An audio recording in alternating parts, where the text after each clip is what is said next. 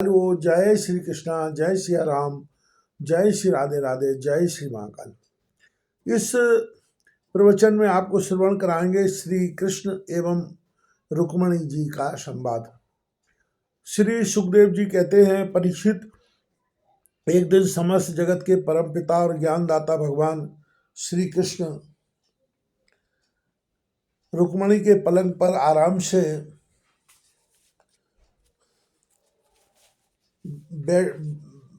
बैठे हुए थे। भीष्मक नंदिनी रुक्मणी जी सखियों के साथ अपने पतिदेव की सेवा कर रही थी। उन्हें पंखा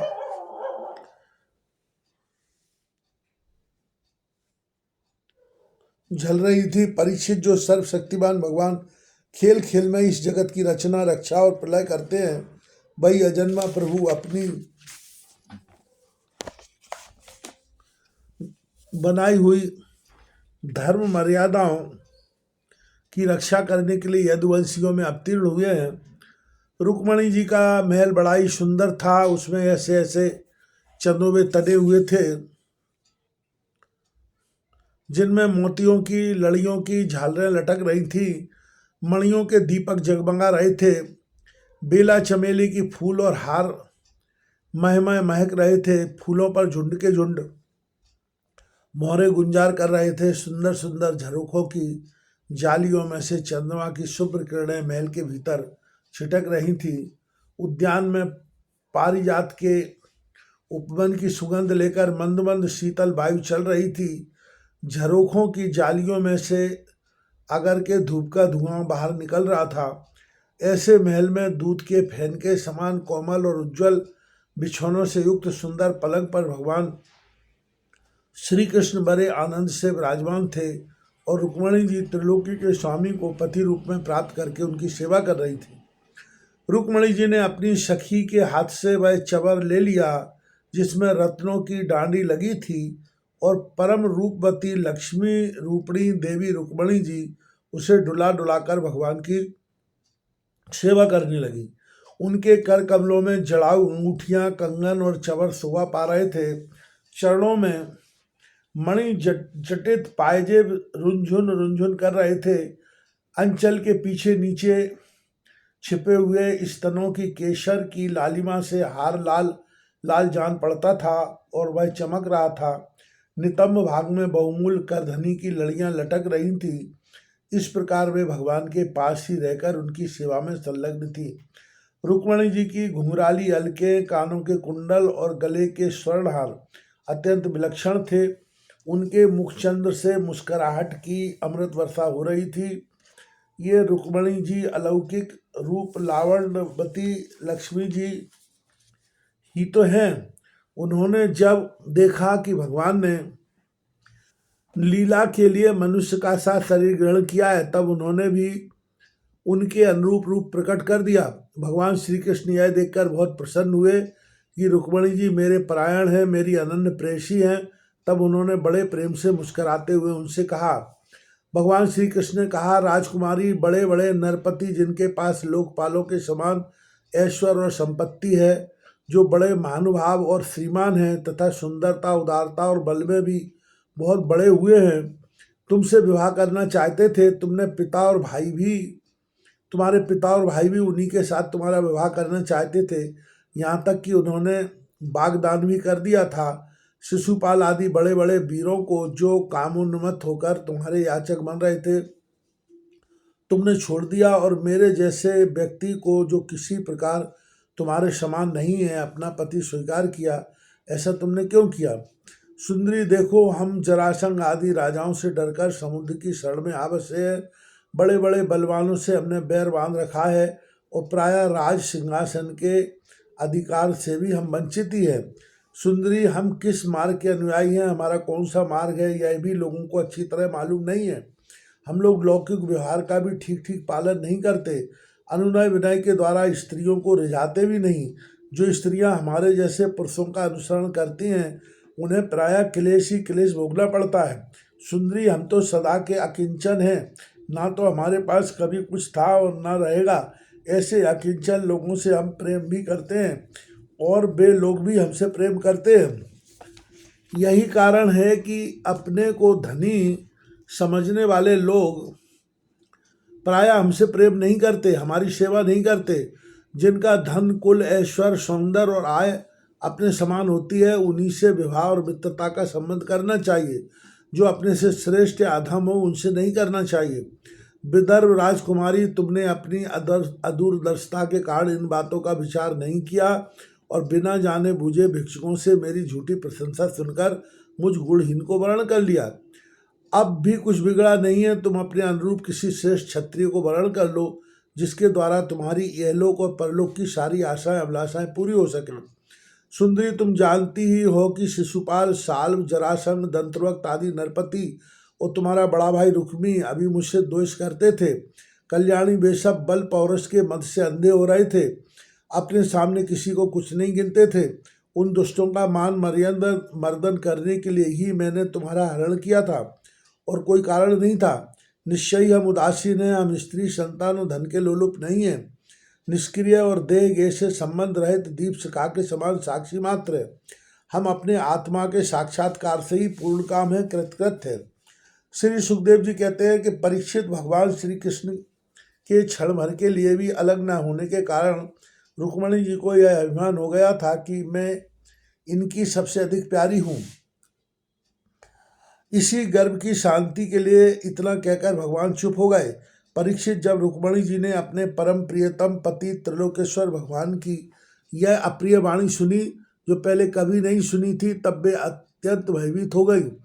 उनका हृदय धड़कने लगा। वे रोते रोते चिंता के अगाध समुद्र में डूबने उतराने लगी।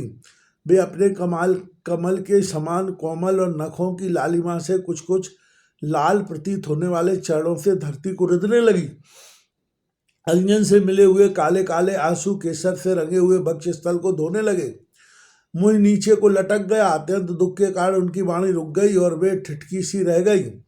अत्यंत व्यथा, भय और शोक के कारण विचार शक्ति लुप्त हो गई। वियोग की संभावना से वे तत्क्षण इतनी दुबली हो गई कि उनकी कलाई का कंगन तक खिसक गया, हाथ का चवर गिर पड़ा। बुद्धि की विकलता के कारण वे एकाएक अचेत हो गई। केस बिखर गए और वे वायु वेग से उखड़े हुए केले के खंभे की तरह धरती पर गिर पड़ी। भगवान श्री कृष्ण ने देखा कि मेरी प्रेयसी रुक्मणी जी हास्य विनोद की गंभीरता नहीं समझ रही हैं और प्रेम पाश की दृढ़ता के कारण उनकी यह दशा हो रही है। स्वभाव से ही परम कारण भगवान श्री कृष्ण का हृदय उनके प्रति करुणा से भर गया। चार भुजाओं वाले वे भगवान उसी समय पलंग से उतर पड़े और रुक्मणी जी को उठा लिया तथा उनके खुले हुए केश पाशों को बांधकर अपने शीतल कर कमलों से उनका मुंह पहुँच दिया। भगवान ने उनके नेत्रों के आंसू और शोक के आंसुओं से भीगे हुए स्तनों को पहुँचकर अपने प्रति अनन्य प्रेम भाव रखने वाली उन सती रुक्मणी जी को बाहों में भरकर छाती से लगा लिया। भगवान श्री कृष्ण समझाने बुझाने में बड़े कुशल और अपने प्रेमी भक्तों के एकमात्र आश्रय है। जब उन्होंने देखा कि हास्य की गंभीरता के कारण रुक्मणी की बुद्धि चक्कर में पड़ गई है और वे अत्यंत दीन हो रही हैं, तब उन्होंने इस अवस्था के अयोग्य अपनी प्रेयसी रुक्मणी जी को समझाया। भगवान श्री कृष्ण ने कहा, विदर्भ नंदिनी, तुम मुझसे बुरा मत मानना, मुझसे रूठना नहीं। मैं जानता हूँ कि तुम एकमात्र मेरे ही परायण हो। मेरी ये प्रिय सहचरी, तुम्हारी प्रेम भरी बात सुनने के लिए ही मैंने हंसी हंसी में यह छलना की थी। मैं देखना चाहता था कि मेरे यूं कहने पर तुम्हारे लाल लाल होंठ प्रणय कोप से किस प्रकार फड़कने लगते हैं। तुम्हारे कटाक्ष पूर्वक देखने से नेत्रों में कैसी लाली छा जाती है और भुएं चढ़ जाने के कारण तुम्हारा मुंह कैसा सुंदर लगता है। मेरी परम प्रिय सुंदरी, घर के काम धंधों में रात दिन लगे रहने वाले गृहस्थों के लिए घर गृहस्थी में इतना ही तो परम लाभ है कि अपनी प्रिय अर्धांगिनी के साथ हास प्रयास करते हुए कुछ घड़ियां सुख से बिता ली जाती हैं। सुखदेव जी कहते हैं, राजन, जब भगवान श्री कृष्ण ने अपनी प्राण प्रिया को इस प्रकार समझाया बुझाया, तब उन्हें इस बात का विश्वास हो गया कि मेरे प्रियतम ने केवल प्रयास में ही ऐसा कहा था। अब उनके हृदय से यह भय जाता रहा कि प्यारे हमें छोड़ देंगे। परीक्षित, अब वे सलज हास्य और प्रेमपूर्ण मधुर चितवन से पुरुष भूषण भगवान श्री कृष्ण का मुखारविंद रखती हुई उनसे कहने लगी। रुक्मणी जी ने कहा, कमल नयन, आपका यह कहना ठीक है कि ऐश्वर्य आदि समस्त गुणों से युक्त अनंत भगवान के अनुरूप मैं नहीं हूँ। आपकी समानता में किसी प्रकार नहीं कर सकती। कहाँ तो अपनी अखंड महिमा में स्थित तीनों गुणों के स्वामी तथा ब्रह्मा आदि देवताओं से सेवित आप भगवान, और कहाँ तीनों गुणों के अनुसार स्वभाव रखने वाली गुणमयी प्रकृति में, जिसकी सेवा कामनाओं के पीछे भटकने वाले अज्ञानी लोग ही करते हैं। भला मैं आपके समान कब हो सकती हूँ स्वामिन? आपका यह कहना भी ठीक ही है कि आप राजाओं के भय से समुद्र में आ छिपे हैं, परंतु राजा शब्द का अर्थ पृथ्वी के राजा नहीं, तीनों गुण रूप राजा है। मानो आप उन्हीं के भय से अंतःकरण रूप समुद्र में चैतन्य घन अनुभूति स्वरूप आत्मा के रूप में विराजमान रहते हैं। इसमें संदेह नहीं कि आप राजाओं से बैर रखते हैं, परंतु वे राजा कौन हैं? यही उनकी दुष्ट इंद्रियां, इनसे तो आपका बैर है ही। और प्रभु, आप राज सिंहासन से रहित हैं, यह भी ठीक ही है, क्योंकि आपके चरणों की सेवा करने वालों ने भी राजा के पद को घोर अज्ञानांधकार समझकर दूर से ही दुत्कार रखा है। फिर आपके लिए तो कहना ही क्या है। आप कहते हैं कि हमारा मार्ग स्पष्ट नहीं है और हम लौकिक पुरुषों जैसा आचरण भी नहीं करते। यह बात भी निस्संदेह सत्य है, क्योंकि जो ऋषि मुनि आपके पाद पद्यों का मकरंद रस सेवन करते हैं, उनका मार्ग भी अस्पष्ट रहता है और विषयों में उलझे हुए नर पशु उसका अनुमान भी नहीं लगा सकते। और हे अनंत, आपके मार्ग पर चलने वाले आपके भक्तों की भी चेष्टाएं जब प्रायः अलौकिक ही होती हैं, तब समस्त शक्तियों और ऐश्वर्यों के आश्रय आपकी चेष्टाएं अलौकिक हो, इसमें तो कहना ही क्या है। आपने अपने को अकिंचन बतलाया है, परंतु आपकी अकिंचनता दरिद्रता नहीं है। उसका अर्थ यह है कि आपके अतिरिक्त और कोई वस्तु न होने के कारण आप ही सब कुछ है। आपके पास रखने के लिए कुछ नहीं है, परंतु जिन ब्रह्मा आदि देवताओं की पूजा सब लोग करते हैं, भेंट देते हैं, वे ही लोग आपकी पूजा करते रहते हैं। आप उनके प्यारे हैं और वे आपके प्यारे हैं। आपका यह कहना भी सर्वथा उचित है कि धनाढ्य लोग मेरा भजन नहीं करते। जो लोग अपनी धनाढ्यता के अभिमान से अंधे हो रहे हैं और इंद्रियों को तृप्त करने में ही लगे हैं, वे ना तो आपका भजन सेवन ही करते हैं और ना तो यह जानते हैं कि आप मृत्यु के रूप में उनके सिर पर सवार हैं। जगत में जीव के लिए जितने भी वांछनीय पदार्थ हैं, धर्म अर्थ काम और मोक्ष, इन सब के रूप में आप ही प्रकट हैं। आप समस्त वृत्तियों प्रवृत्तियों साधनों सिद्धियों और साध्यों के फलस्वरूप हैं। विचारशील पुरुष आपको प्राप्त करने के लिए सब कुछ छोड़ देते हैं। भगवान, उन्हीं विवेकी पुरुषों का आपके साथ संबंध होना चाहिए। जो लोग स्त्री पुरुष के सहवास से प्राप्त होने वाले सुख या दुख के वशीभूत हैं, वे कदापि आपका संबंध प्राप्त करने के योग्य नहीं है। यह ठीक है कि भिक्षुकों ने आपकी प्रशंसा की है, परंतु किन भिक्षुकों ने? उन परम शांत सन्यासी महात्माओं ने आपकी महिमा और प्रभाव का वर्णन किया है, जिन्होंने अपराधी से अपराधी व्यक्ति को भी दंड न देने का निश्चय कर लिया है। मैंने अदूरदर्शिता से नहीं, इस बात को समझते हुए आपको वर्णन किया है कि आप सारे जगत की आत्मा हैं और अपने प्रेमियों को आत्मदान करते हैं। मैंने जानबूझकर उन ब्रह्मा और देवराज इंद्र आदि का भी इसलिए परित्याग कर दिया है कि आपकी भौं के इशारों से पैदा होने वाला काल अपने वेग से उनकी आशा अभिलाषाओं पर पानी फेर देता है। फिर दूसरों की शिशुपाल दंतवक्त या जरासंध की तो बात ही क्या है। सर्वेश्वर आर्यपुत्र, आपकी यह बात किसी प्रकार युक्ति संगत नहीं मालूम होती कि आप राजाओं से भयभीत होकर समुद्र में आ बसे, क्योंकि आपने केवल अपने सार्ग धनुष के टंकार से मेरे विवाह के समय आए हुए समस्त राजाओं को भगाकर अपने चरणों में समर्पित मुझ दासी को उसी प्रकार हरण कर लिया, जैसे सिंह अपनी कर्कश ध्वनि से वन पशुओं को भगाकर अपना भाग ले आवे। कमल नयन, आप कैसे कहते हैं कि जो मेरा अनुसरण करता है उसे प्रायः कष्ट उठाना पड़ता है। प्राचीन काल के अंग पृथु भरत ययाति और गय आदि जो बड़े बड़े राजेश्वर अपना अपना एक छत्र साम्राज्य छोड़कर आपको पाने की अभिलाषा से तपस्या करने वन में चले गए थे, वे आपके मार्ग का अनुसरण करने के कारण क्या किसी प्रकार का कष्ट उठा रहे हैं? आप कहते हैं कि तुम और किसी राजकुमार का वर्णन कर लो। भगवान, आप समस्त गुणों में एकमात्र आश्रय हैं। बड़े बड़े संत आपके चरण कमलों की सुगंध का बखान करते रहते हैं। उसका आश्रय लेने मात्र से लोग संसार के पाप ताप से मुक्त हो जाते हैं। लक्ष्मी सर्वथा उन्हीं में निवास करती है। फिर आप बतलाइए कि आपने स्वार्थ और परमार्थ को भली भांति समझने वाली ऐसी कौन सी स्त्री है जिसे एक बार उन चरण कमलों की सुगंध सूंघने को मिल जाए और फिर वह उनका तिरस्कार करके ऐसे लोगों को वरण करे जो सदा मृत्यु, रोग, जन्म, जरा आदि भयों से मुक्त है। कोई भी बुद्धिमती स्त्री ऐसा नहीं कर सकती। प्रभु, आप सारे जगत के एकमात्र स्वामी हैं। आप इस लोक और परलोक में समस्त आशाओं को पूर्ण करने वाले एवं आत्मा हैं। मैंने आपको अपने अनुरूप समझकर ही वर्ण किया है। मुझे अपने कर्मों के अनुसार विभिन्न योनियों में भटकना पड़े, इसकी मुझको परवाह नहीं है। मेरी एकमात्र अभिलाषा यही है कि मैं सदा अपना भजन करने वालों का मिथ्या संसार भ्रम निवृत्त करने वाले तथा उन्हें अपना स्वरूप तक दे डालने वाले आप परमेश्वर के चरणों की शरण में रहूं।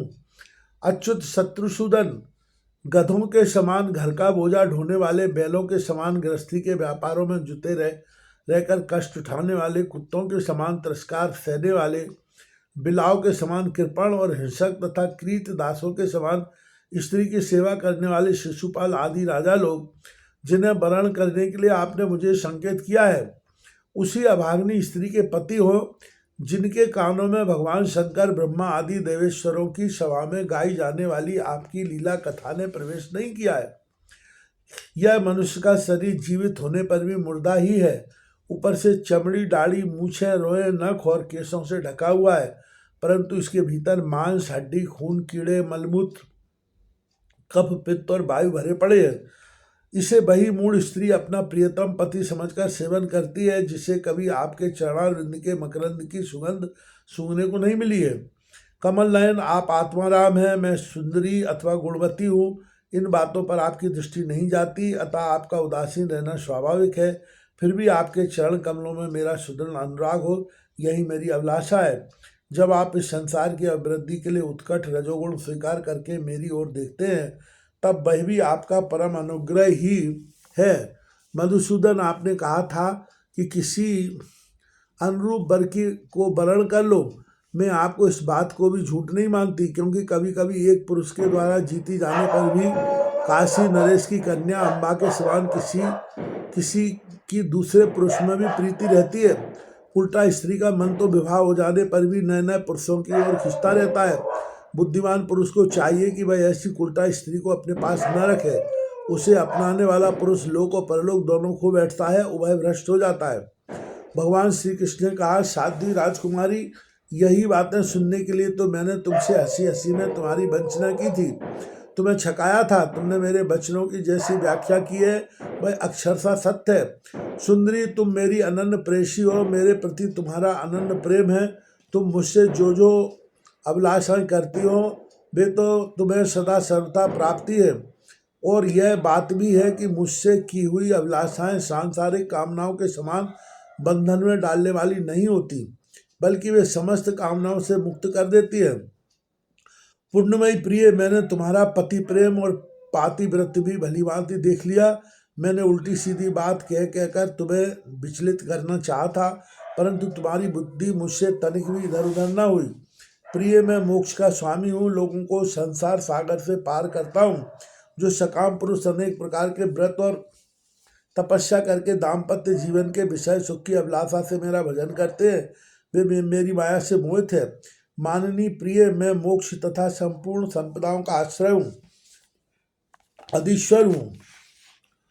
मुझ परमात्मा को प्राप्त करके भी जो लोग केवल विषय सुख के साधन संपत्ति की अभिलाषा करते हैं, मेरी पराशक्ति नहीं चाहते, वे बड़े मंदभागी हैं। क्योंकि विषय सुख तो नरक में और नरक के ही समान सूकर, कुकर आदि योनियों में भी प्राप्त हो सकते हैं, परंतु उन लोगों का मन तो विषयों में ही लगा रहता है, इसलिए उन्हें नरक में जाना भी अच्छा जान पड़ता है। ग्रहेश्वरी प्राण प्रिय, यह बड़े आनंद की बात है कि तुमने अब तक निरंतर संसार बंधन से मुक्त करने वाली मेरी सेवा की है। दुष्ट पुरुष ऐसा कभी नहीं कर सकते। जिन स्त्रियों का चित्त दूषित कामनाओं से भरा हुआ है और जो अपनी इंद्रियों की तृप्ति में ही लगी रहने के कारण अनेकों प्रकार के छलछंद रचती रहती है, उनके लिए तो ऐसा करना और भी कठिन है। माननीय, मुझे अपने घर भर में तुम्हारे समान प्रेम करने वाली भार्या और कोई दिखाई नहीं देती, क्योंकि जिस समय तुमने मुझे देखा न था, केवल मेरी प्रशंसा सुनी थी, उस समय भी अपने विवाह में आए हुए राजाओं की उपेक्षा करके विप्र के द्वारा मेरे पास गुप्त संदेश भेजा था। तुम्हारा हरण करते समय मैंने तुम्हारे भाई को युद्ध में जीतकर उसे विरूप कर दिया था, और अनिरुद्ध के विवाह उत्सव में चौसर खेलते समय बलराम जी ने तो उसे मार ही डाला, किंतु हमने वियोग तो हो जाने की आशंका से तुमने चुपचाप वह सारा दुख सहन कर लिया, मुझसे एक बात भी नहीं कही। तुम्हारे इस गुण से मैं तुम्हारे बस हो गया हूँ। तुमने मेरी प्राप्ति के लिए दूत के द्वारा अपना गुप्त संदेश भेजा था, परंतु जब तुमने मेरे पहुंचने में कुछ विलंब होता देखा, तब तुम्हें यह सारा संसार सूना दिखने लगा। उस समय तुमने अपना यह सर्वांग सुंदर शरीर किसी दूसरे के योग्य न समझकर इसे छोड़ने का संकल्प कर लिया था। तुम्हारा यह प्रेम भाव तुम्हारे अंदर रहे, हम इसका बदला नहीं चुका सकते। तुम्हारे इस सर्वोच्च प्रेम भाव का केवल अभिनंदन करते हैं। सुखदेव जी कहते हैं, परीक्षित, जगदीश्वर भगवान श्री कृष्ण आत्माराम हैं। वे जब मनुष्यों की सी लीला कर रहे हैं, तब उसमें दाम्पत्य प्रेम को बढ़ाने वाले विनोद भरे वार्तालाप भी करते हैं, और इस प्रकार लक्ष्मी रूपणी रुक्मणी जी के साथ विहार करते हैं। भगवान श्री कृष्ण समझ जगत को शिक्षा देने वाले और सर्वव्यापक है। वे इसी प्रकार दूसरी पत्नियों के महलों में भी गृहस्थों के समान रहते और गृहस्थोचित धर्म का पालन करते थे।